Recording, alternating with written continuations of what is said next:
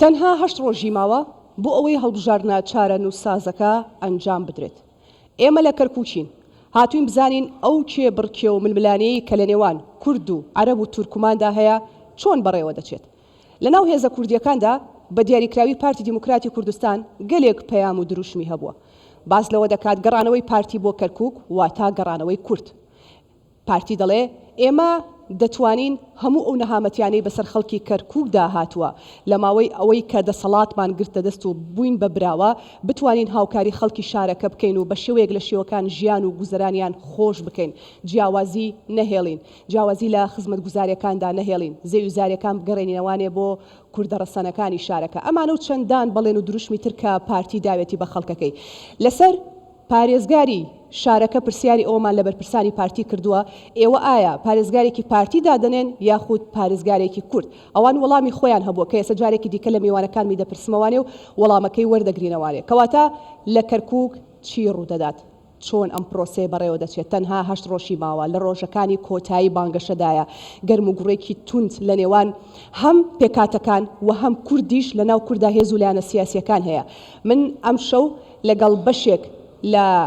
کاندیدانی پارتی دیموکراتی کوردستان گفتوگۆی ئەم پرۆسەیە دەکەم، بزانم ئاخۆ بەرنامە و پلانی ئەوان چییە، ئەوان چۆن دەتوانن کەرکووک و کەرکووکیەکان ڕازی بکەن بۆ ئەوەی کە دەنگ بە پارتی دیموکراتی کوردستان بدا و لە بەرامبەردا پارتی دەتوانێت چۆن خزمەتی شارەکە بکە. میوانەکانم دەناسێنم، بەرنەوەی میوانەکانم دەناسێنم، دەمەوێت سڵاوتان لێ بکەم، ئەم کاتتان باش لە دیبەیتی هەڵبژاردن لە کەرکووکەوە لەگەڵتان دەبین. من ژینۆ محەممەدم، کەواتە میوانەکانم دەناسێنم، هەرێک لا بەڕێزان خاتولی زافەلەکەدین کاکەیی یاریدەدەری بەرپرسی مەکتەبی ڕێخستنی کەرکووک گەرمیانی پارتی، زۆر سپاس دەکەین خاتولیزا. هەروەها بەڕێز حەسەن مەجید سەرۆکی لیستی پارتی دیموکراتی کوردستان، سپاس بۆ هاتنت مامۆستا. هەروەها بەشێک لە کاندیدان و میوانانی بەڕێزیش لێرە لەگەڵمان ئامادەن. میوانەکان دەناسێنم کە کاندیدانی پارتین، هەریەک لا بەڕێزان خالید مەولود حیزبی ئیسلامی عێراق لە ناو لیستی پارتی. کاک خالید زۆر بەخێر بێ، سوپاس دەکەم کە ئامادەی. هەڵبەت دوای پرسیاری تایبەتم هەیە بۆ جەنابەت، چونکە پارتی دەڵێ ئەم جارە لیستەکەی ئێمە فرە ڕەنگە، واتە بەس کاندیدانی پارتی نیە. دەپرسین بۆچی پارتی ئەم فرە ڕەنگەی دروست کردووە لە ناو لیستەکەی؟ ئایا تەنها کۆکردنەوەی دەنگە، ڕازیکردنی دەنگدەرەکانێتی، یاخود پەیامێکی نیشتیمانی و کوردستانیانەیە؟ با کاندیدەکانی تر بناسێنم. بەڕێز ئاهەنگ ئەنوەر کاندیدی پارتی خاتووە هەنگ، زۆر بەخێر بێ، سوپاس دەکەین کە ئامادەی. هەروەها دکتۆر سورا هاشم بەڕێزیان کاندیدی عەرەب لە ناو لیستی پارتی، زۆر بەخێر بێ دکتۆرە، ناوەکەم تەواوت بەخێر هاتی سەرچاوان، زۆر سپاس دەکەین. هەروەها خاتوو بێریڤان ئەمین کاندیدی پارتی بەڕێزیشیان، زۆر بەخێر بێ، سپاس بۆی کە ئامادەن لەگەڵمان. هەروەها بەشێک لە میوانانی بەڕێز لێرە لەگەڵمان ئامادەن کە دواتر دەچمە لایەن، ئەوانیش بە دڵنیاییەوە پرسیار و سەرنج و پێشنیاریان هەیە، هەم بۆ کاندیدەکان هەم بۆ میوانە بەڕێزەکان و بەتایبەت سەرۆکی لیستی پارتی. سوپاسدانەکەم کە ئامادەن لەگەڵمان. خاتولیزا با لە بەڕێزتەوە دەست پێ بکەم. چەند ڕۆژێکی کەمە هەرچەندە من و تۆ گفتوگۆمان لەسەر ئەم پرسە کردووە، بەڵام پرسێکی گرنگە. کاتێک پرسەکە دەبێتە پرسی کەرکووک گەلێک گرنگ و کوردستانیە. با سەرەتا بپرسین بۆ ئەوەنە وەکو پارتی چاوتان لەسەر ئەم هەڵبژاردنەیە، بۆچی بە چارە نووساز ناوی دەبن، بۆ ئەوەنە گرنگە بەلاتانەوە ئێوە؟ سەرەتا زۆر سوپاس ژینۆخان، سوپاس بۆ کوردستان 24 و ڕێخستنی ئەم دیبەیتە گرنگە لە شاری کەرکووکی دڵ. دەمەوێت بە زمانەکانی تریش سڵاو بکەم. مەرحەبا لار کەرکووک لەلار، هەروەها مەرحەبا الکەرکووک العەزیزە. زۆر سوپاس دووبارە. بەنسبەت پارتی دیموکراتی کوردستانەوە و بەنسبەت کوردەوە ئەم پرۆسەیە هەروەکو جەنابیشت باست کرد، پرۆسەیەکە کە گرنگیەکی تایبەت بەخۆی هەیە، جگە لەوەی کەرکووک لە ڕووی پێکهاتە و لە ڕووی جوگرافیاوە جیاوازە لە ناوچەکانی تر. هەروەها زیاتر لە 18 ساڵیشە ئەم هەڵبژاردنە نەکراوە، ئەنجام نەدراوە. ئەوەی لە پێش 18 ساڵ و ئەمڕۆ هەیە گۆڕانکاریەکی زۆر لە ناوچەکەیە ڕووی داوە و جگە لەوەی کە ئەو یاسایی کە هەڵبژاردننی پێشووی ئەنجومەنی مەحافەزاتی کەرکووکی پێ ئەنجام دراوە جیاوازە لەگەڵ ئەو یاسایی کە ئێستا هەیە. هەروەها ژمارەی کورسیەکانیش کاتی خۆی لە محافەزەی کەرکووک 41 کورسیمان هەبوو، ئێستا نزیکەی 18 قوارەی سیاسی و کەسایەتی کەرکووک شەڕی مەدەنی بۆ ژمارەیەکی دیاریکراو لە کورسیەکەن، ئەویش 15 کۆیەکەکەش بۆ پێکهاتەی کریستیانەکانە. کەواتە ئەو معادلەی هەیە ئەگەر بەراوردی بکەین لەگەڵ ساڵانی پێشوو، هەم ژمارەی ئەحزابەکان ڕووی لە زیادی کردووە، هەم یاساکە گۆڕانکاری بەسەرا هاتووە، هەم ئەو بابەتە چارەنووسسازانی کە تایبەتە بە کورد بە تایبەتی ئەو پرۆسەی تعریب کە ئێمە هەمیشە باسی لێوە دەکەین، بە تایبەتیش لە دوای ساڵی 2017 زۆر زیاتر بووەتەوە. بۆیە کە دەڵێن چارەنووسسازە ئەمە ئێمە بەسمان هەروە خاڵێکی گرنگیش کە دەڵێن بۆچی گرنگە ئەم هەڵبژاردنە لەبەرەوەی ئەو محافظەی کە ئێستا لەسەر حکومە لەسەر ینی حکمی ئیدارەی کەرکووک ئەکات، محافظێکە کە بە هەڵبژاردن نەهێنراوە، بەخواست و ویستی خەڵکی کەرکووک نەهێنراوە، بەڵکو محافظێکە کە بە زۆر سەپێنراوە بەسەر خەڵکی کەرکووکە. دواتر محافظێکە کە لە دوای ساڵی 2017ەوە هەمیشە جیاوازی لە نێوان پێکاتە ڕەسەنەکانی کەرکووک کردووە، بەبێ جیاوازی بە کورد و بە عەرەب و بە تورکمان و بە کریستیانەکان و بە پێکاتەکانی دیکەی مەزهەبی و نەتەوەیی و ئاینیەوە. باشە، دەستخۆش. مامۆستا حەسەن، زۆر جار لە ناو گفتوگۆکانە باس لە پارێزگاری سەپێنراوی شارەکە ئاکرێ. ئێوە دەتوانن لەم هەڵبژاردنەدا و پارێزگارە بگۆڕن وەکو کورد، دواتر لە ناو کووردا پارتی دیموکراتی کوردستان دەتوانێت و پۆستە بەدەستبێنێ؟ سپاس بۆ کەناڵەکەتان، سپاس بۆ میوانداریە، سپاس بۆ ئامادەبووان. بێشک پارتی دیموکراتی کوردستان بە پرۆژە و بەرنامەی تایبەتەوە گەڕاوینەتەوە،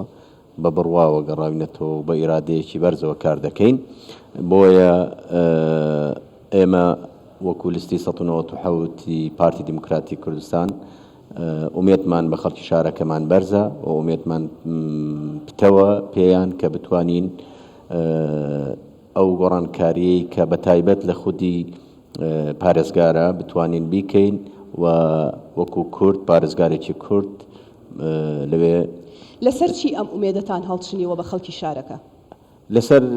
کۆمەڵێ بنەما. هەڵبەتە ئەگەر گرنگی کەرکووک لە مێژوودا باس بکەین، هەموو کاتێ پارتی دیموکراتی کوردستان و خودی بارزانی گەورە ڕوانینێکی تایبەتی بۆ کەرکووکە بووە، توانین بڵێن خۆی و شۆڕشێکی مەزنی کردووەتە قوربانی. هەمیشە کەرکووک لە استراتێژێتی پارتیە گرنگی تایبەتی خۆی هەبووە. بۆیە لەو با بڵێن لەو بناغەیەوە کە ئەتوانین بڵێن زیاتر لە سەدەیەکە پارتی دیموکراتی کوردستان بۆ کەرکووک جەنگاوە، بۆ کەرکووک خەباتی کردووە و لە لێرەشتا حقیقەتێک هەیە دەبێ بڵێن پارتی دیموکراتی کوردستان یەکێکە لەو حزبانەی کە لەم شارەدا استقرارێتێکی تەنزیمی هەیە، بە پشتەستورین بە خەڵکی شارەکەمان، پشتەستورین بە لایەنگران و دۆستانی پارتی دیموکراتی کوردستان. ئەمە تەنها بە قسە یاخود لە کردار و ژیانی ڕۆژانەی هاوڵاتیانی کەرکووک ڕەنگی داوەتەوە ئەم استقراریەتی کە تۆ باسیەکەی؟ من باس لە استقرارێتی تەنزیمی بکرد، استقرارێتی تەنزیمی حزبی خۆمان بڵێ، ئەتوانم بڵێم ئێمە مدەی 6 ساڵە ئەو 6 ساڵەی کە بەجەستە لە شارەکەمان دوور بووینە، بەڵام هەمیشە بە ڕوح لەگەڵ خەڵکی شار بووینە، لە هەموو ئاستەنگ و با بڵێن ململانیەکان لە ناو شارە ئێمە لەگەڵیان بووینە. بۆیە پشتەستورین بەوەی کە بتوانین گۆڕانکاری لەم دۆخەی ئێستا کە مەهامی یەکەمی ئێمە وەکو لیستەکە ئەوەیە کە ئەم نەعەدالەتی شاری گردوێتەوە، ئەم ناهاوسەنگی لە شارە هەیە، بتوانین بیگەڕێنەوە سەر مەجرای خۆی.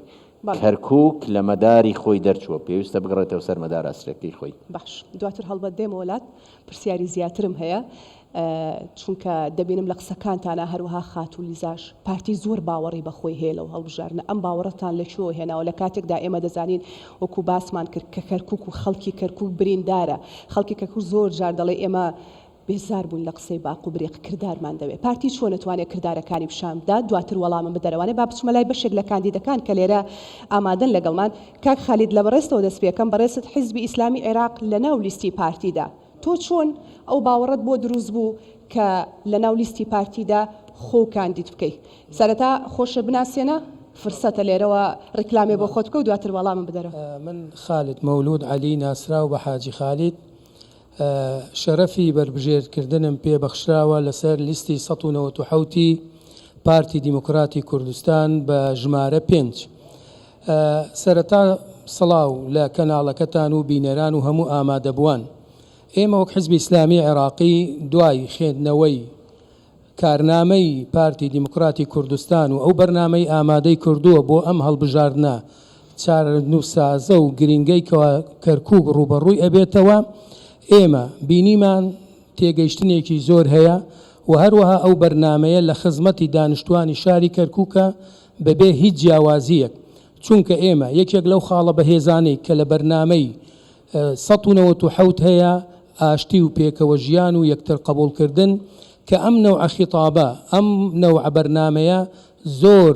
لە قانجازی دانیشتوانی شاری کەرکووکە ئەگەر ئێمە بمانەوێ بەدیدێک و بە نەزڕەیەک و بە ئیستراتیجیەکی جوان بین خزمەت شاری کەرکووک بکەین دەبێت لەم ڕوانگەیەوە دەست بەکارەکانمان بکەین چونکە کەرکووک فرە نەتەوەیە فرە مەزهەبە و دەبێت بەم ڕوانگەیە و لەویانەوە ئینطیلاق بکەین بۆ ئەوەی بتوانین خزمەت بکەین ئەگەر وانە بێ ئێمە ناتوانین هیچمان پێ بکرێ بۆیە ئەم بەرنامە جوانە و کە ئێمەش زۆر دڵخۆشین کە ئەبینین سەرکردەی پارتی دیموکراتی کوردستان کە لەو چاوپێکەوتنانەی لەگەڵ سەرۆک بەرزانی تەئکید لەسەر ئەم مەبدە ئاکاتەوە ئاشتی و پێکەوە ژیان و یەکتر قبولکردن و هەروەها هەموو قیاداتی پارتی تەئکید لەسەر ئەم بابەتە ئاکاتەوە ئەمە شتێکی دڵخۆشکەرە بۆیە کاتێک ئێمە بەم ڕوانگەیە و بینە ناو کەرکووک و هەموو پێکاتەکانی شاری کەرکووک دڵخۆشن بەم نەوعە خیتابە ئێمە دەبێت کار لەسەر ئەوە بکەین مەصالح المشترەکە لە بینی هەموو پێکاتەکان مەصلحەتی مشترەک هەیە لەویانە ئەگەین بە یەک بۆ ئەوەی بتوانین خزمەتی کەرکووک بکەین. خاڵی هاوبەشتان هەبوو لەگەڵ پارتی؟ بەڵێ خاڵی هاوبەشتان هەبوو؟ بە دڵنیایی ئەمە خاڵێکی هاوبەشە و ئێمە ئەمڕۆ لە بانگەشەکانمان جەخت لەوە ئەکەینەوە ئەو نمونەیەی کە لە هەولێر هەیە لە پێکەوە ژیان و هەموو ئەو نەتەوانەی کاتێک تووشی ناخۆشی بوون ڕویان کرد لە هەولێر و لە ئیقلیمی کوردستان ئەبینین ئەمڕۆ یەکتر قبولکردن و پێکەوە ژیانێکی زۆر ڕاست و دروست هەیە و ئاوەدانیەکی زۆر مۆدریانە هەیە کە عەسریانە ئێمە ئەو نمونەیە نەقڵکەینە ناو کەرکووک ئەمەش لە بەرنامەی پارتی دیموکراتی کوردستان خۆی ئەدۆزێتەوە چونکە پارتیە سەرمەشقە لە ئیقلیمی کوردستان کار ئەکاو و ئەو حکومڕانیەتە کاتێک بەو دەسەڵاتەوە بێتە ناو کەرکووک ئەوە بە دڵنیایی دانیشتوانی شاری کەرکووک سوودمەند دەبێت. دەستخۆش خات و ئاهەنگ هەر مایکەکە بدە بە خات و ئاهەنگ دووبارە بە خێربێ وەکو خانمێک کاندیدی لە لیستی پارتی دیموکراتی کوردستان بۆ هەڵبژاردننی ئەنجومەنی پارێزگاکان ئەگەر تۆ لەم پرۆسەیە سەرکەوتی بووی بە ئەندامی ئەنجومەنی پارێزگای کەرکووک چی بۆ کەرکووک و کەرکووکیەکان دەکەی پێمان بڵێ دوای ئەوەی کە خۆت ناساند. سەرەتا دەستان خۆش بێ بۆم بەرنامە جوانە من ئاهەنگەنوەر ژمارە سی ناسراوم بە محامی ئاهەنگ لە لیستی 1970 پارتی دیموکراتی کوردستان دیارە یەکێک لەو خاڵی کاری لەسەرەکەین پشت بەخوای گەورە و بەگەلی خۆمان گەیشتین بە ئەنجومەنی پارێزگا گۆڕینی نەخشەی ئیدارەی ئەم شارەیە بەلابردنی ئەو پارێزگارە و دواتر نەهێشتنی ئەم حکومە عەسکەرتاریەتە و گەڕانەوەی مەلەفی ئەمنی بەوە دەستێزەکانی پۆلیس و پێویستە زۆرینێ و ڕێژەی ئەو پۆلیسەی کەرکووک کورد بێ بەو پێی کورد پێکاتە یەکەمی ئەم شارەیە و هەروەها خاڵێتر کاری لەسەر بکەین جێبەجێکردنی مادەی 140 بە تایبەت گەڕانەوەی زەوی زاری جوتیارانی کورد بۆ خاوەنی حەقیقی و ئەسڵی خۆی و هەروەها برەودان بە کەرتی تایبەت و دۆزینەوەی هەلی کار بۆ گەنجانمان و نەهێشتنی گەندەڵی چونکە گەندەڵی پەلی کێشاوە بۆ سەر جەمجومگەی ئیدارێ و یەکە ئیداری و ئەمنیەکانی ئەم شارە ئەمە کار و بەرنامەی ئێمە ئەبێت. خات و ئاهەنگ باست لە کۆمەڵێک پلان کرد کە پەیام و پلانی زۆر گەورن ڕەنگە بۆ داهاتوو کارکردن تیاندا زۆر قورس بێ بە نمونە تۆ باسەکەڵی ئیداری شارەکە گۆڕین ئەرک نەبێ پێمان بڵێ ئێوە چۆن دەتوانن ئیداری شاری کەرکووک بگۆڕن. من بۆ خۆمەکو کاندیدێکی پارتی باوەڕی تەواوم بە حیزبەکەم هەیە لە غیابی حیزبەکەشماندا زۆربەی بڕیارەکان بە ئەمری حیزبەکەی ئێمە بووە بۆیە زۆر باش دەتوانین کار بکەین لە ئایندە لە کەرکووکدا و ئەوەی دیکە ئەمێنێتەوە ئێمە مساومە لەسەر مافی خۆمان ناکەین ئیسرارەکەین لەسەر مافی خۆمان دڵنیام براوە یەکەمی هەڵبژاردنەکانی شەبین چونکە جەماوەری پارتیمان دڵسۆزە لەم شارەدا بە جۆش و خرۆشن بەرەو پیری سونقەکانی دەنگدانەوە بچن و ئەمە کار و بەرنامەی خۆمان دڵنیام جێبەجێ ئەەکەین. پرسی گەندەڵیش ئەوەی هەیە ئێستا و گەندەڵی کە ڕوو ئەدات هەر ئەم پارێزگارە شۆفێنزمەیە بۆیە هەر لەگەڵ لابردنی ئەم پارێزگارە ئەوە کار لەسەر جێبەجێکردنی شەفافێت و پاکسازیەکرێ لە یەکەی ئیدارەکە. دەستخۆش جامایکەکە بگوازیتەوە بۆ میوانەکەی دیکەمان دکتۆر سورا دووبارە بەخێر بێ کاندیدی پارتی کاندیدێکی عەرەب لە ناو لیستی پارتی دیموکراتی کوردستان پێمان بڵێ لیستی دیکە هەبوو عەرەب لیستی هەیە لە ناو کەرکووک تۆ بۆچی لەسەر با دەست بۆ خاتولیزا ڕاکێشم بۆچی لەسەر لیستی پارتی دیموکراتی کوردستان خۆت کاندید کردووە چی وای کردووە چ جیاوازیەکی لەگەڵ عەرەبا هەیە پارتی دیموکراتی کوردستان لە ناوچەکە؟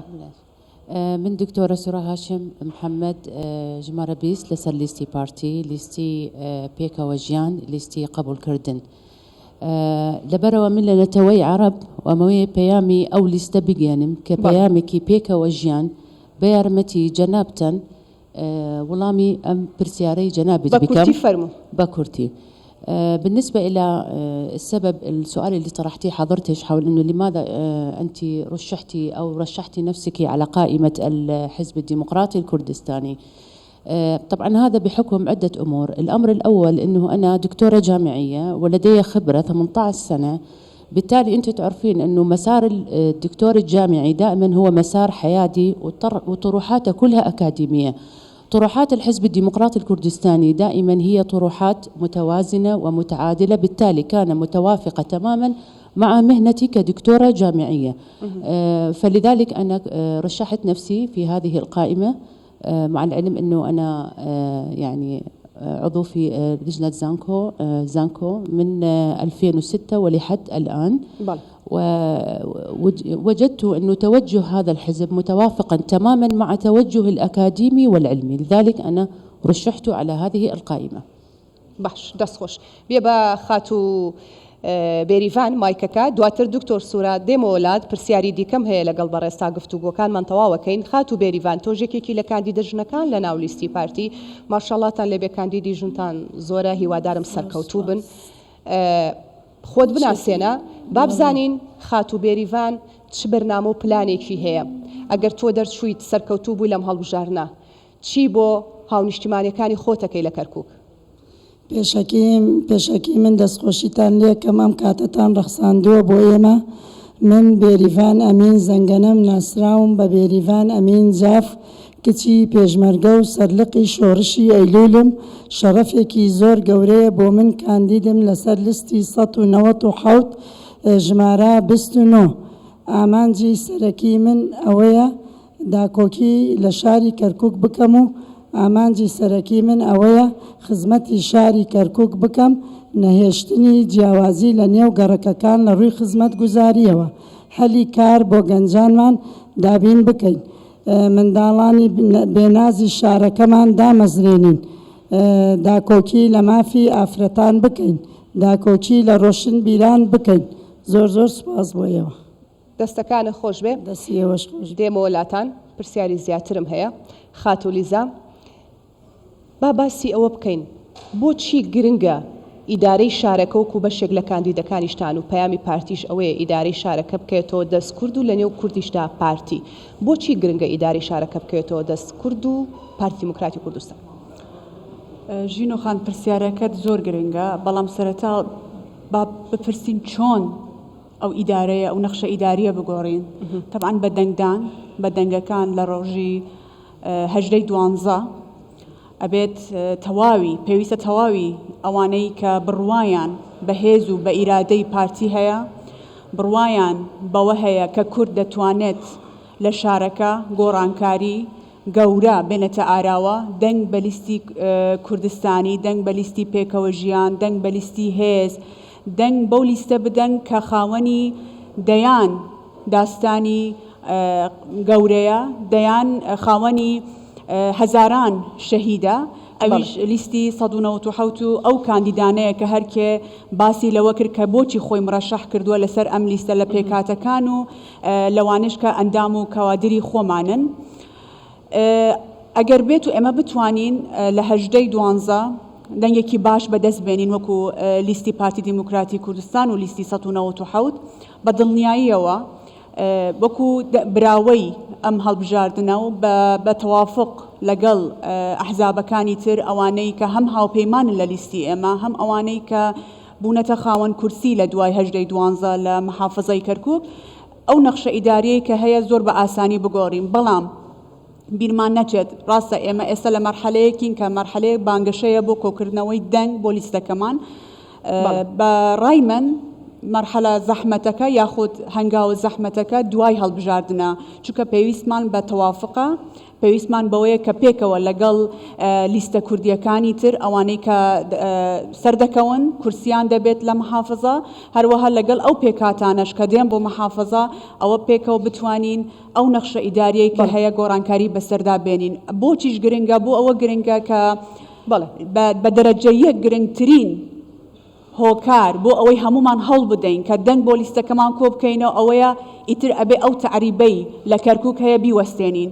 هیچ ڕێگەیەکیشمان لە پێش نییە تەنها ئەنجامدانی ئەم هەڵبژاردنەوە و کۆکردنەوەی دەنگە بۆ لیستەکەمان کە گرنگترین خاڵی دیکەش ئەوەیە ئەگەر بمانەوێت کەرکووک لە دەستێکی ئەمیندا بێت ئەگەر بمانەوێت ئەمنیەت بگەڕێنینەوە بۆ کەرکووک ئەگەر بمانەوێت ئەو ئازادیەی کە لە پێش 16 ئۆکتۆبەری 2017 هەبوو بگەڕێنینەوە ئەوە دووبارە پێویستە دەنگ بە لیستی 197 بدەین زۆر هۆکاری دیکەشان کە ڕەنگە من ئێستا بە خیاڵم نێم تەمان کاندیدەکان هەموو بەرنامەی خۆی هەیە نەخشە ڕێگەی خۆیان هەیە گرنگترە ئەوانیش باس لەوە بکەن کە بۆچی گرنگە دەنگ بە لیستەکە بدەین بەڕێز حەسەن دیارترین ئەو ئاسەوارە خراپانەی کە بەسەر کەرکووکەوە ماوە و جێماوە یاخود لە هزار تا ئێستا بەردەوامە چی بووە کە لە زاکیرەی کەرکووکیەکاندا ماوەتەوانێ بەڵێ من پێم خۆشە وەڵامی پرسیاری یەکەمت بدەمەوە هەمیشە پارتی دیموکراتی کوردستان بە فەخرەوە ئەو حزبە بووە ئەو پارتە بووە کە کار و کردداری پێکەوە گرێداوە ئەوەی کەوتوێتی هەمیشە کردوێت تێکردار باشترین نمونەش حکوومەتی هەرێمی کوردستانە باشترین نمونەش بۆ شاری کەرکووک هەر کاتێک کاروانی خەباتی کوردایەتی خوێنی وست بێ پارتیەکان سەرمەشق بوونە هەر کاتێک بۆ ئاوەدانکردنەوە وابزانم هەمومان ئەزانین پاش پرۆسەی ئازادی پارتی دیموکراتی کوردستان لەم شارە کۆمەڵێ پرۆژەی جوانی خزمەتگوزاری پێشکەش کردووە هەر کاتێک کە پێویستی کردبێ بۆ خزمەت لە تەواوی بوارەکانە پارتی دێدا سەرمەشق بووە باشترین نمونەیش کە من بیڵێم خوێندنی کوردیە کە کاتێک ساڵی 2023 هاتینە شارەوە پێمانیان وت تەنها دەبێ 7 قوتابخانەی کوردی لەم شارە بێ ئێستا خۆشبەختانە تا من ئێستا لە خزمەتی جەنابتان دانیشتوم 535 قوتابخانە لە کەرکووک و دەوروبەری هەیە و ڕۆڵی پارتی دیموکراتی کوردستانیش لە بواری پەروەردە لە سلکی پەروەردە دیار و ڕوون بووە ئەمە بەشێک لە کردارەکانە کە پارتی دەڵێ من بە کردارفشانی هاوڵاتیان و لایەنگرانی خۆمی لە کەرکووک باش ئەیوتم دیارترین ئەو کارە ساتە خراپانەیە خودە و ئاسەوارە خراپانەی کە لە زاکیرەی کەرکووکیەکانە ماوەتەوانێ و کاریگەری بەسەرلایانی دەرونی و ژیان و گوزەرانیانەوە هەیە چییە؟ بە کورتی وەڵامم بەرەو سوپاس من ئەتوانم بڵێم لە دوای شەڕی داعش ئەوەی کە بەسەر کەرکووکیەکانە هات گەورەترین موسیبەت بەسەر کەرکووکیەکانە هات 16 ئۆکتۆبەر 16 ئۆکتۆبەر برینێکە لەسەر جەستەی تەواوی خەڵکی شارەکەمان تا ئێستاش ماوەتەوە بۆیە ئێمە وەکو پارتی دیموکراتی کوردستان و لیستی 197 پارتی هەوڵی گرنگ و لە پێشینەمان ئەوەیە کە ئەو پرۆسەی تعریبەی کە بەڕێوەیە ئەو پرۆسەی گۆڕینی دیموکرافیای شار کە بەڕێوەیە ئێمە بتوانین لە ڕێگای ئەو تیمەوە کە ئەتوانم بڵێم دەستمان خستووەتە سەر هەموو نەعەدالەتیەکانی شار ئەو شوێنانەی کە پێویست بێ و کاری تێدا بکرێ ئێمە لە ڕێگای تیمێکی شارەزا و پسپۆڕەوە بەرنامە و پلانی تایبەتی خۆمان هەیە کە بتوانین گفتوگۆکانمان درێژە پێدەین خات و لیزا بەدڵنیاییەوە ڕێگە دەدەم بەڵام ڤیدیۆیەکی تایبەتمان ئامادەیە دەمەوێت ئەوە هەمووان پێکەوە ببینین بەڕێزان وەک دەزانین کورد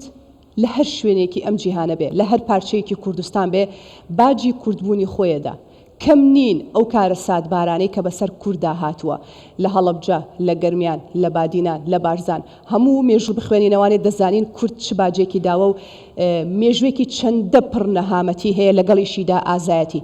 بێگومان کەرکووک بەدەر نییە لەو نەهامەتیانەی کە بەسەری داهاتۆ باجی کوردبوونی خۆی داوە هاوکارانم ڤیدیۆیەکیان بۆ ئامادە کردوین کە پێمان دەڵێت لە کەرکووک چی ڕوویداوە با پێکەوە ببینین دواتر بێگومان کۆمنتمە و قسەمان لەسەر ئەو ڤیدیۆ دەبێت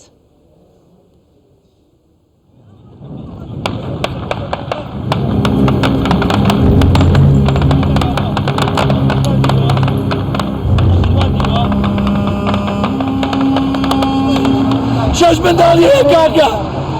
بۆ تا کوشتووە بۆ تا کوشتووە لە بەسەر چی کاکە حتا کوسەتەری شێراوەش یەکەم سەعات ڕۆژ داوتەوە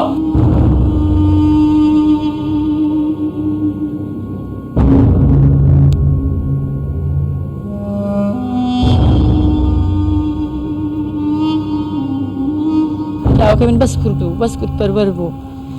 یعنی ئێمە لە خەڵک کەرکووکین بۆیە لەبەرەوەی کوردین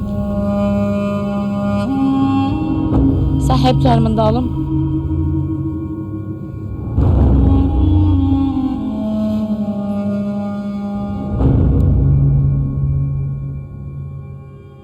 ئەلێوێ لێ داپڕەکە ئەو خوێنەکەیەتی لا تاقزشی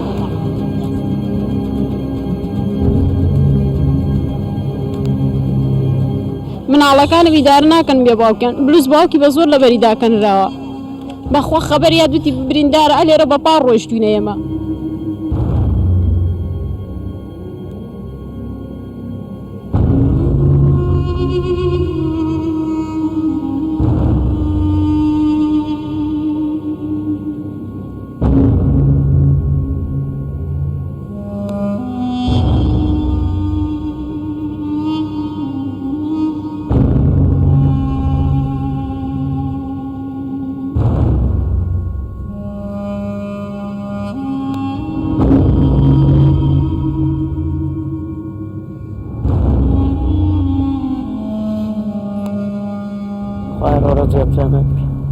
خواهی بر معود به حج بیا خواهی گوره زیاد جنت بیا خواهی ستر گرد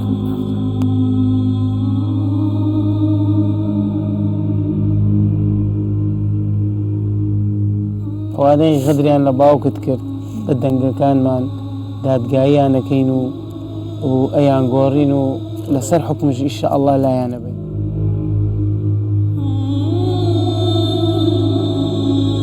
هەمومان خۆمان حاضر کرەوە دەنگدان ئینشاءالله تۆڕی خێری تو ئەکەینەوە ڕۆڕە ئینشاءالله ئینشاءالله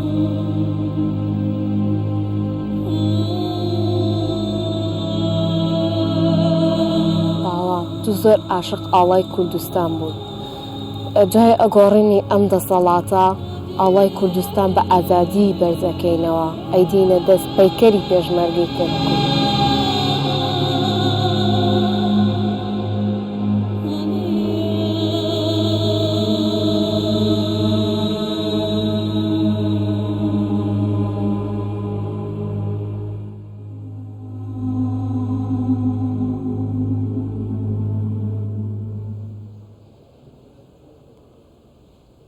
بەڵێ هەمووان پێکەوە ئەو ڤیددیۆیەمان بینی بەڕاستی وەکو باسمان کرد لێرە بەشێک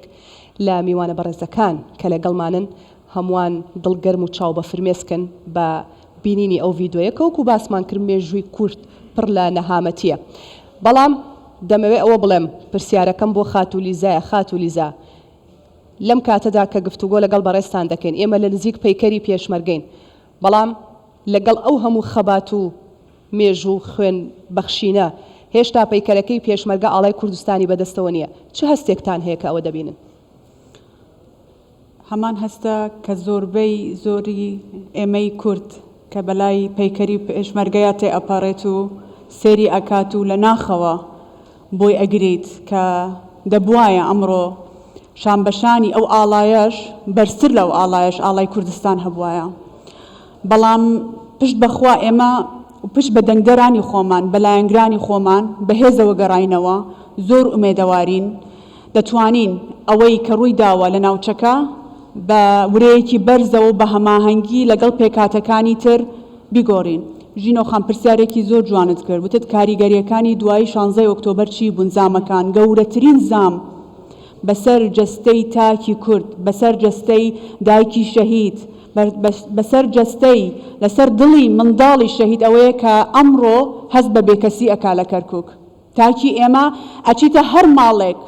ئەچیت سەردانی هەر عائیلەیەکەکەی ئەڵێ کەسمان نییە لە پشتمان کەس نییە لە پشتمان بێت کە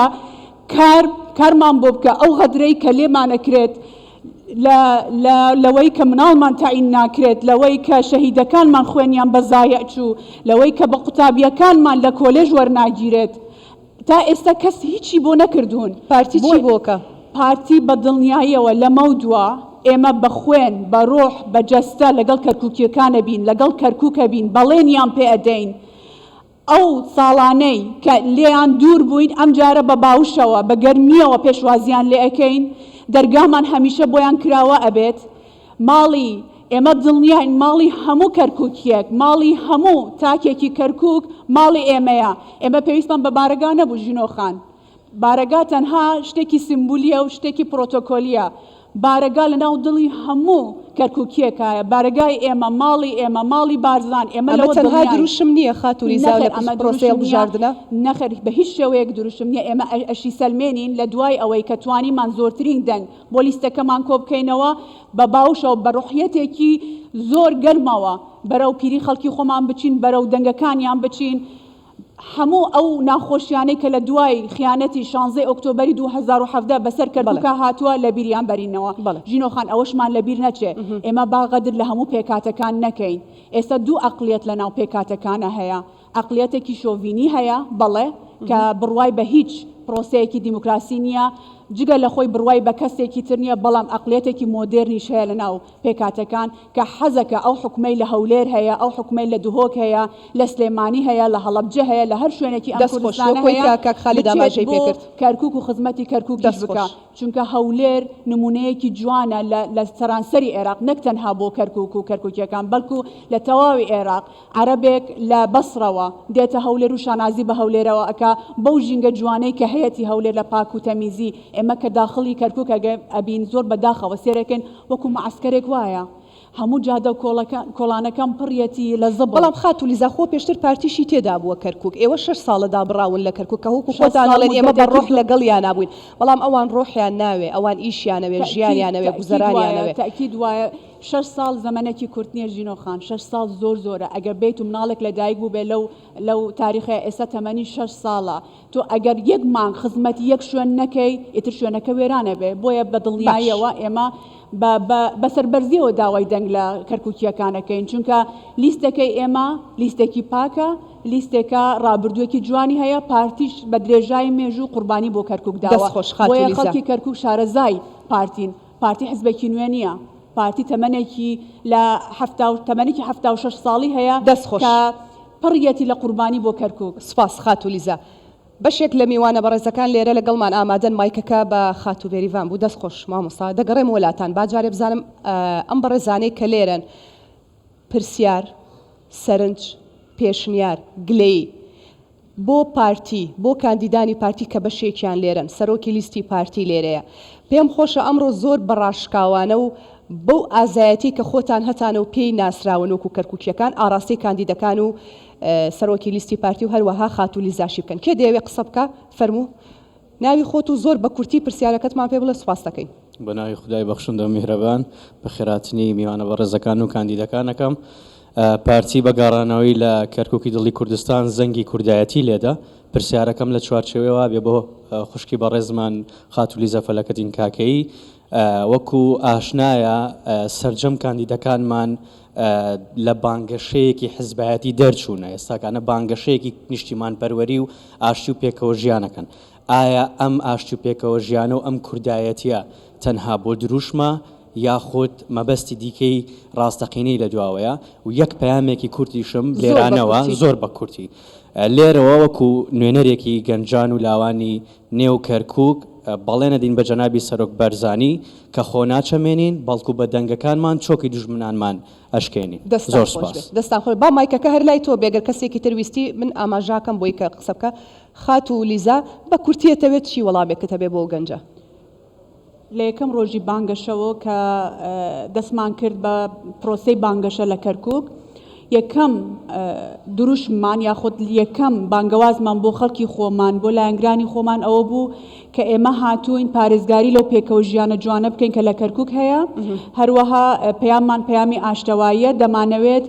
دوور لە تونند و تیژی توور لە هەموو فکرێکی تونند و تیژی کار بۆ لیستەکە بکەین خەڵکی ئێمە ماندووە ژینۆخان ئەم گەنجەش زۆر بە ڕاشکاوانە باسی لێوە کە دەستخۆشی لێوەکەم خەڵکی ئێمە ئیتر تااقەتی ملشکانی یەکتر و قسەکردن بە یەکتری نەماوە خەڵکی ئێمە ئەوێ لە کەشێکی ئارام بە ئارامی لیستە کوردیەکان بانگەشەی خۆیان بکەن چونکە شەڕی ئێمە شەڕێکی دیموکراسیە شەڕێکی مەدەنیە شەڕی خاکە واتاتانێ پرۆسەکە پرۆسێکی کوردستانیانە بێ بەڵێ دەستخۆش کەی دیکەیەوێ قسەی هەبێ سەرنجی هەبێ پێشنیاری هەبێ فەرموو سەرنجتان لەسەر کاندیدەکان ڕەخنەتان پێشنیارتان داواتان کەم و کوڕیەکان ئەوەی لە کەرکووکە ئێوە دانیشتووی کەرکووکن خەڵکی کەرکووکن ئازارەکانتان من یونس ئەحمەد پرسیارێکم دەربارەی مامۆستا هەبوو جۆم لە کاندیدان بۆ هەمویان ڕابردووی خۆیان باس کرد و خۆشیان ناساند بەڵام پێم خۆش بوو مامۆستاژ ئەگەر ڕابردووی خۆی باسکە و بە کورتی خۆی بناسێنێ باش دەستخۆش مامۆستا جامە دووبارە ڕیکلامێکی باشیشە فەرموو بەڵام لە خولەکێکە سپاس من ناوم حەسەن وەجید ڕەشید ناسراوم بە مامۆستا حەسەن لەدایک بووی ساڵی 71 ساڵی 1991 پەیوەندیم کردە بە ڕێزەکانی پارتی دیموکراتی کوردستانەوە ساڵی 92 پەیمانگای پێگەیاندنی مامۆستایانم تەواو کردووە لە سلێمانی هەر ئەو کاتش بوومە بەرپرسی ڕێکخراوی کێتی قوتابیان و لاوانی کوردستانەکەی ئەم هەواڵانەی کە لێرەن بە فەخرەوە و تەواوی ژیانی خۆم لەو کاتەوە تا ئێستا پارتی دیموکراتی کوردستان لە هەر شوێن و سەنگەر و جێگایەک بوو بێ من بە فەخرەوە لەوێ بوومە و بڕوانامەی بە کەلۆرەسم هەیە لە دەروونناسی و تەواوی پلەکانم ئەوەی کە زۆر افتخاری پێوە بکەم ئەوەیە تەواوی پلە حیزبەکانم ئەوانەی کە بڕیمە خۆناغ بە خۆناغی هەمووی بە دەنگی خەڵکو بە کۆنفرانس بووە یەک بڕیارێکی مرکزیم نییە هەمووی بە انتخابات بڕیۆ بەشداری کۆنگرەکانی 12 و 14 کردووە کۆنگرەکانی پارتی دیموکراتی کوردستان و هەروەها ڕۆڵێکی بەرچاوم هەبووە وەکو مامۆستایە وەکو سەرپەرشتیارێکی پەروەردەی وەکو بەرپرسێکی لەژنەی ناوچەی مامۆستایان لەم شارە ڕۆڵم بینیوە ئەوە لە ڕێکخراوەکانی کۆمەلگای مەدەنی کارم کردو زیاتر لە 37 دەستخۆشی حزبی و ئیداریشم زۆر بەباشی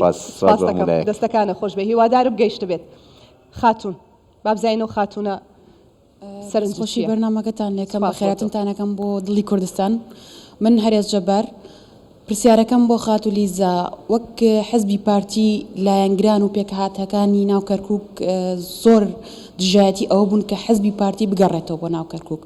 ئایا بەرنامەی حزبی پارتی دوای گەڕانەوەی هاتەوە بۆ ناو کەرکووک چی بەرنمەیەکیان هەیە بۆ پێکەوە ژیان لەم شارە و ئاشتەوای و دڵنەوای بدەنە خەڵکی پارتی خۆمان و لایەنەکانی تریش کە پێکەوە بژین لەم شارە بە ئاشتی دەستخۆش جا لیزاخان هەر بۆ تاواکاری پرسیارەکەی خاتون بەڕاست دەتانەوێ ئێوە لە گەڕانەوەتانە و لە سەرکەوتنتان لەو پرۆسەیە چۆن لەگەڵ پێکاتەکان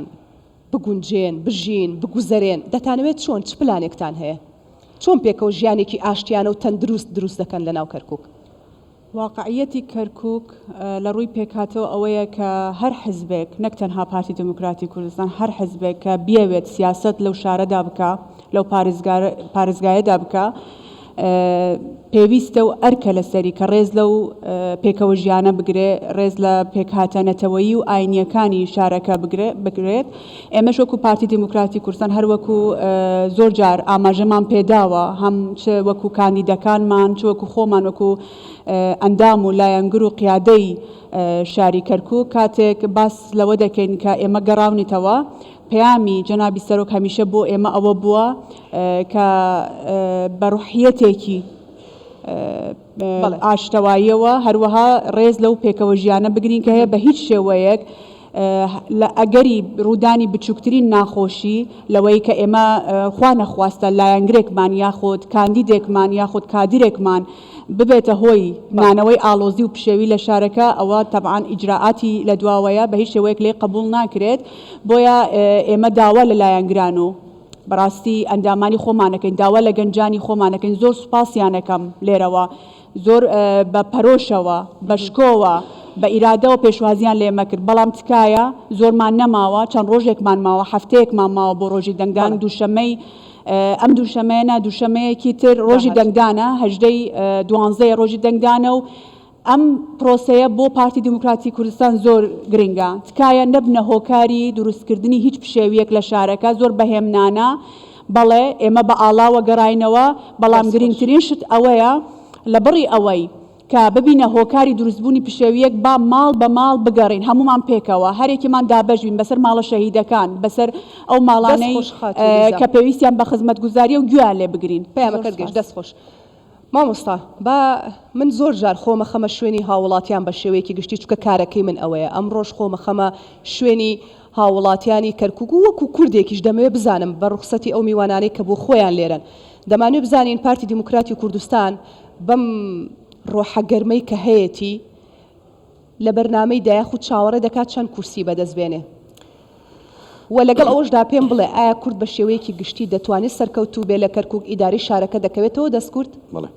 هەنگاوی یەکەمی ئێمە وەکو پارتی دیموکراتی کوردستان وەکو لیستی 1970 ئەوەیە کە بتوانین هەمومان وەکو کورد لێرە لەم شارە زۆرینە بەدەست بێنین وەکو خاتوو لیزایش ئاماژەی پێکرد ئێمە ئەم جارە ئەتوانم بڵێم تاکە لیستین زۆر پێداگریمان لەسەر بابەتە کوردستانیەکان کردووە وەدەشکەین و بەردەوامیش دەبین لەوە بۆیە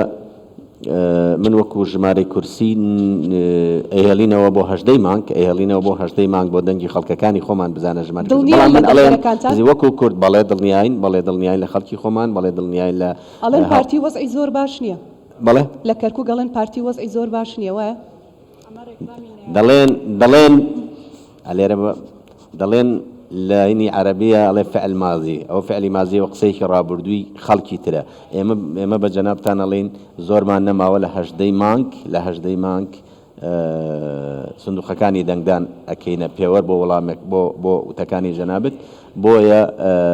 وەکو کوردیش بەڕاستی ئێمە کا لەسەرەوەکەین کە نیوە زایدەن یەکی کورسیەکان بەدەست بێنین و ئومێدشمان بەرزە بەو ڕابردووی کە شارەکە شارێکی کوردستانیە بە پێی مێژوو بۆیە لە دوای 12 کورد ئیداری شارەکە وەردەگرێت ناڵێم 12 لە دوای ئەوەی کەیتر هەموو شتێک یەکلا بۆ کورد ئیداری شارەکە وەردەگرێت وەڵا وەکو ئەرسم کرد ئێمە لەسەر نەتیجە انتخابی ئومێدمان بەرزە بەڵێ کە بتوانین وەک پارێزگارێکی کورد لە شاری کەرکووکە دەستنیشان بکەین و بەخوا و خەڵکی خۆمان بەڵێ ئومێدمان بەرزە دەستخۆش با خاتولی زادەرفەتێ قسە بکەوە بزانم قسەت زۆرە ماشەڵڵا ئەتەوێت پەیام زۆر بگەێنی با بزانم میوانەکان کەی دیکە پرسیاری هەیە کەی دیکە دەیەوێت قسە بکازانم من زۆر دەمێک کە ئیش لەسەر پرۆسی هەڵبژاردنەکەم بەڕاستی لەگەڵ میوانە بەڕێزەکان کە خاتولی زا بۆ خۆیەکی بوو مامۆستا هەم بە هەمان شێوە بەشدار بوو لەبە من هەمیشە خۆم خستۆتە شوێنی ئێوە پرسیارەکانم ئاراستە کردووە ڕەنگە هەندێک جار پرسیارەکانی من قورستر بێ لەو پرسیارانی کە ئێوە ئاراستەیانەکەن کە بە سوپاسەوە لیان قبول کردوم و وەڵامی خۆیانیان هەبووە وێ بەلامەوە گرنگە ئێستا پرسیارتان هەبێ فەرموو من هاوڵاتی عاسی ئەحمەد محەممەد خەڵکی گەڕێکی شوەرجەم داواکارم چۆن پێش 16 ئۆکتۆبەر ئەسکارتارێت لە کەرکووە نەما بوو داواکەم ئەم ئەسکارتارێتەی دوای 12 نەمێنێ لەیرە ئێتر زۆر سپاس بۆ پێشەوە لیزاخان بەدڵێکی زۆر گەرمەوە ئەو داوای ئاراستەکردن پارتی بەڵێ نەدا و داوایە جێبەجێ بکە ئەگەر بوو بەهێزی دووەمیش لە کەرکووکە طبعا یەکەم هەنگاوی ئێمە لە دوای هەڵبژاردن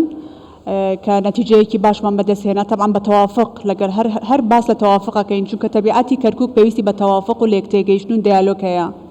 هیچ هێزێک هەتاکو ئەگەر بڵین هەر 16 کورسیش بێنێت هەر هێزێکی سیاسی 16 کورسیش بێنێت بە پێی یاسای هەڵبژاردن بەبێ تەوافق ناتوانێت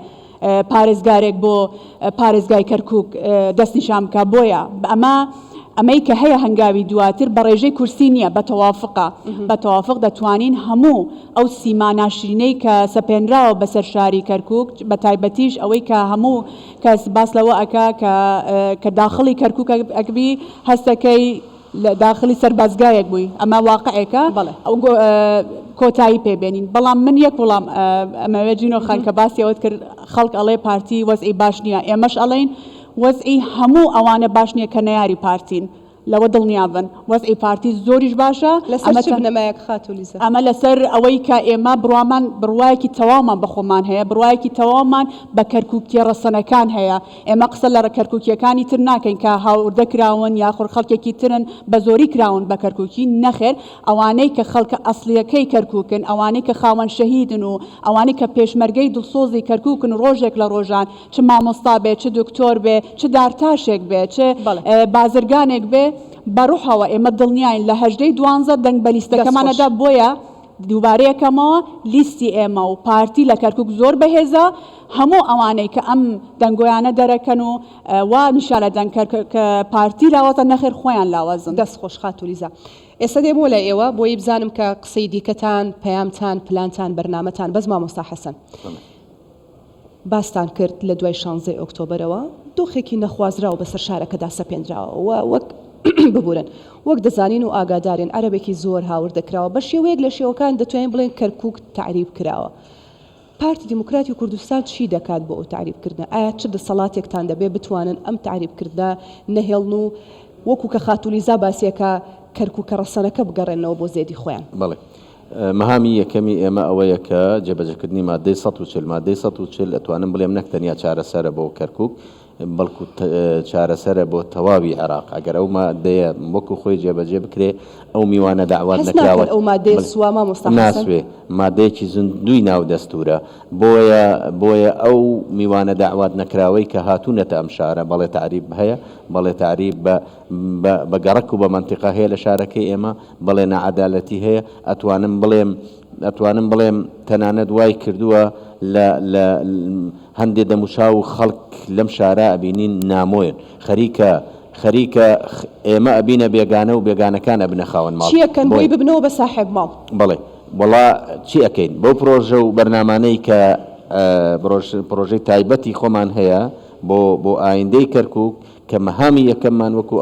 وەکو ئەرزتانم کرد دەوەستینەوە لە بەردەم گۆڕینی ئەم دیموگرافیایی شارکە کە بە پرۆسەیەکی منەظەم بەڕێوەیە ئەو تعریبەی کە بەڕێوەیە ئێمەش بەرنامەی تایبەتمان هەیە بۆ ڕاگرتنین ئەو کەسانەی کە ئەهلی شارەکەن ئێمە دژی عەرەبی ڕەسەنی شار نیمان دژی هیچ لایەنێک نیمان و دروشمی لستەکەشمان جەنابتانە زن پێکەوە ژیان و یەکتر قبوڵە ئێمە پێکەوە ژیان و یەکتر قبول کردنمان قبوڵە بەڵام وەکو پارتی دیموکراتی کوردستان ژێردەستەیی کەسمان قبول نییە. باش دەستخۆش کاک خالید ئەرکە قورسەکە لەسەر ئێوەیە وەکو کاندیدان چونکە هەمووان چاوەکانیان مایکەکەمان بنێ بێ زەحمەت بۆی کە کاک خالید وەڵامی پرسیارەکەم بداتەوە چاوەکان لەسەر ئەوەیە ئێوە دەتوانن چەند دەنگی هاوڵاتیان بەدەستبێنن دەبێت زۆرترین دەنگی هاوڵاتیان بەدەستبێنن بۆی ژمارەی کورسیەکان زیاد بکات و بتوانن وەکو کە خاتونە بەڕێزەکان باسییان کرد و جەنابیشت ئیداری شارەکە بکەوێتەوە دەست کورلانی کەم هاوڵاتیان چۆن پێشوازی لە ئێوە دەکەن وەکو کاندیدانی پارتی کاردانەوەیان چییە کاتێک دەچنە بەردەمیان؟ ئێمە دەبێت بە سەراحەت جواب بدەینەوە و مجاملەی تیانە بێ ڕاستە تۆزێ ناڕزایی هەیە بەڵام بە هەوڵی کاندیدان و جەولاتی مەیدانیمان لەگەڵ خەڵکی توانیمان بەشێکی زۆر لەو ناڕزایانە پێیان بڵێن وەلای بنێن چونکە بارودۆخ و مەسیری کەرکووک ئەوە هەڵناگرێ ئێمە ئەگەر تووڕەبوونێک هەبێ ئەگەر کەم تەرخەمیەک هەبێ لەگەر هەر لایەنێک ئێمە ئەمڕۆ دەبێ سێری ئەوە بکەین بەڵگەنامەیەکی ڕەسمی بۆ کەرکووک بەرجەستە بکەین کە زۆرینەی دانیشتوانی شاری کەرکووک کوردن بەم زمانە کە قسە ئەکەین لەگەڵ زۆرینەی خەڵک ئەو گفتوگۆیانە عەقلانیانەیان لەگەڵ ئەکەین مەسیر و چارەنووسی کەرکووک کە چەندێک مەترسیدارە ئەم بابەتانە کە قسە ئەکەی لەگەڵ خەڵک توانیومانە بە ڕێژەیەکی زۆر باش ئەو ناڕزایانە وەلا بنێن و خەڵک بە گڕوتینێکەوە بە گڕوگەرمیەکەوە خۆیان ئامادە بکەن بۆ هەڵبژاردن یعنی هەبووە بەڵام توانیومانە ئێمە ئەمڕۆ بۆیە پێویستە ئەم چەند ڕۆژەی ماوە هەموو کاندیدان هەموو بەرپرسان بێنە ناو ساحە و ناو مەیدان لەگەڵ خەڵکی بەردەوام تەواصلمان هەبێ بۆ ئەوەی ئەو وعد و پەیمانانەی کە ئەیدەین بیبینن بە عەمەلی کە لەگەڵ یانەوە نزیکین من هەر بابەتی مەسەلەی پێکەوە ژیان حەزەکەم یعنی کە باس کرا پارتی چۆن ئەمە باز بکەم زەرورە کە پارتی چۆن بە ئەو پێکەوە ژیاناکە بە عەمەلی باشترین بەڵگە ئەوە بوو ئەو بارەگایەی مەکتەبی ڕێخستن کەوا حەق و مافێکی پارتی بوو بەڵام بۆ ئەوەی ئاشتەوایی لە کەرکووک ڕابگرێ سەرۆک بارزانی فەرمووی ئێمە کەس بە تەحەداوە ناتوانێت شتمان لێوەربگرێ بەڵام لەبەر بەرژەوەندی کەرکووک ئێمە بەخشیمان بە دەستگایەک وەکو جامیعە ببێک ئەمە باشترین نمونەیە کە پارتی لە بەرنامەی بە عەمەلی ئەوێ پێکەوە ژیان بێنێ بۆ کەرکووک. دەستخۆش جا لەسەر ئیزنت با دکتۆرە وەڵامی ئەو پرسیارەم بداتەوە چۆن سەیری پێکەوە ژیانەکەی بە کورتی لە کەرکووکە ئەم پەیامەی کە ئێسا گوێت لێبوو لە هاوڕێ و هاوکارەکان و هاوشانەکانت چۆن هەڵەسەنگێنی تۆ؟ طبعا بيارمتي جنابة هرب زماني عربية قصاكم فرمو بالنسبة للتعايش السلمي اللي يعني تكلموا عنه الأخوة والضيوف الكرام، التعايش السلمي هو ما يكون عن طريق بس أقوال دون أفعال. التعايش السلمي نزلت به قائمة الحزب الديمقراطي الكردستاني، وأول رسالة وصلتها الآن بأنه هذه القائمة تضم العرب والكرد والتركمان على حد سواء. فضلا عن ذلك التعايش السلمي طبعا احنا عكسناه كمرشحين من خلال زياراتنا إلى كل العوائل وفي كل الأقضية والنواحي من العرب والكرد والتركمان. كان هناك تقبل كبير من قبل الجماهير، وكان هناك لكل المرشحين. خلي ما أكون فقط الكلام عن نفسي، أنا متأكدة كل المرشحين بذلوا جهودهم في تعزيز مفهوم التعايش السلمي. التجارب أثبتت بأن إدارة محافظة كركوك لا يمكن أن تكون من قبل مكون على حساب مكون آخر. دەستخۆش سواس پەیامەکەت گەیشت. خاتووە هەنگ زۆر بە کورتی پەیامی کۆتایی چییە؟ داوا لە کەرکووچیەکانەکەم وەک هەمیشە بە هەڵوێستی بەرزی کورد پەروارانەوە 12 ڕوو لە سنووقەکانی دەنگدان بکەن با ڕێگە بە دەنگەکانیان ڕێگە لە تعریب و زوڵم و زۆرداری بگرن، چونکە ئەم پرۆسەیە پرسی هەڵبژاردن میکانیزمێکە لە ڕێگەی میکانیزمەوە ئەنجومەنی پارێزگا دائنرێت و ئەنجومەنی پارێزگاش پارێزگارێکی بەڕەسەن و دەستخۆش پاک و بێ ئەوەی جیاوازی بکە لە بین نەتەوەکان دائنین پشت بەخوا. دەستخۆش خات و بێریڤان زۆر بە کورتی پێمان بڵێ پەیامی تۆ چییە؟ لیستی 1970 لیستێکی بەهێزە تاکە لیستە ئەتوانێت گلەیی شاری کەرکووک نەهێڵێ. وەکو خۆم سەردانی هەر ماڵێکەکەم بە پێشوازیەکی گەرمەوە پێشوازیم لێ ئەکەن لەبەرەوە ئەڵێن کورد هاتۆتەوە بۆ شارەکە. کورد یعنی پارتی. دەستخۆش سەرکەوتوو بن، ماندوو نەبن، چاوەڕێی کار و ئەنجامی باشتان لێەکەین. پێویست ناکات بتان ناسێنمەوە، ماشەڵڵا هەمووان دیار و ناسراون و ڕێگەشماندا کە ڕیکلامی باش بۆ خۆتان بکەن. سوپاسانەکەم کە ئامادە بوون. دەستان خۆش بێ، دەستی ئێوەش خۆش بێ میوانە بەڕێزەکان. بەڕێزان ئەم گفتوگۆ تایبەتە کە ناوی لێ دەنێن دیبێتی هەڵبژاردن کۆتایی هات، بەڵام چاوەڕوانمان بن لە بەرنامەکانی داهاتووتا لەگەڵ هاوکارانمان پێکەوە لە ناوچە کوردستانەکانی دیکە بەرنامە و گفتوگۆی زیاتر و گەرم و گورتر دەکەین. ئێوە شەرشاد بن.